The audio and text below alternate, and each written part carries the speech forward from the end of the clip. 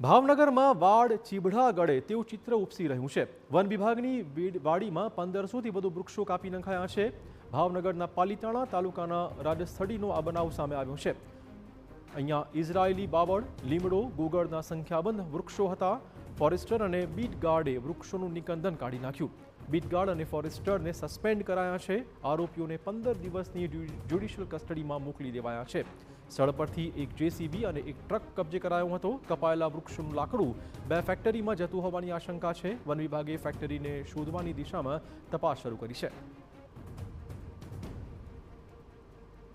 का कटिंग किया गया, जो हमारे जब ध्यान में आया तो जब इसकी प्राथमिक तपास जब चालू थी तो ये पता चला कि इसमें जो वहाँ के बीट गार्ड और जो फॉरेस्टर है वो इसमें सम्मिलित हैं, तो उनको तात्कालिक सस्पेंड किया गया और अभी उसमें जो जेसीबी और जो ट्रक काम में आया था उसको भी सीज कर दिया गया है।